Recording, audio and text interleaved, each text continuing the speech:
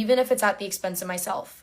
I will, however, point out a couple of the lies that I think will cause the least amount of harm to other people involved in this, because I do not wish for this to be a continuous chain of posting back and forth videos about it. But I do, however, need to protect myself. Claiming that I am some longtime villain and mastermind who only made her platform to make victims is incredibly inaccurate and takes away the reality of any situations. Unfortunately, the truth is I was in a serious problem for the majority of this year. There were many instances in which professionals tried to get the people who care for me to take action, but no such action was pursued. I had gotten to the point where I was drinking water, and taking substances someone handed me every single day. My intentions weren't to have fun, they were to be unborn, let's say, guidelines. I've spent the majority of this year living in a constant state of paranoia and mania because of how much pressure my job and the side effects of overusing my medication had gotten to me. I have been living in an altered state of reality for far too long, which affected not only my safety, but the safety of people around me.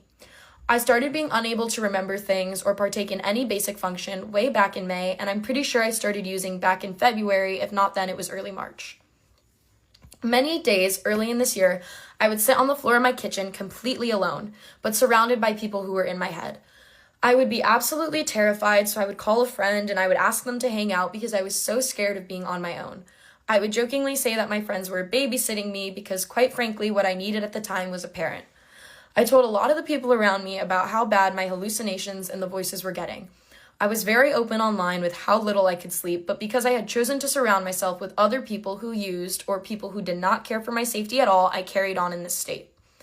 There were multiple professionals who tried to get my parent to step it up and help me. After my attempt back in April, which if you know me as a person, you would know how against my character that is, I was begged to go to the ER and be admitted to a psych ward. But obviously that didn't happen because in most cases, social media came first. I regret the decisions I made that allowed myself to get into such a dark space. I wish I could explain how I existed in such a state for so long. I would like to mention, though, that the way people are depicting the series of events are inaccurate and dramatized simply for the appeal of shock factor and extra clicks. I apologize that I decided to take too many things, and I apologize for making anybody uncomfortable.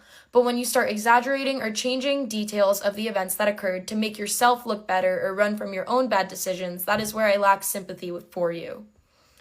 I'm going to clear up a couple of the lies. To start, I never forced anybody or lied about what substance I was giving someone, and I never actually gave out my prescribed medication to anyone. I have also never taken legal action against anyone. After my most recent breakup, I was issued a cease and desist order, which I have the documentation and proof of. So I'm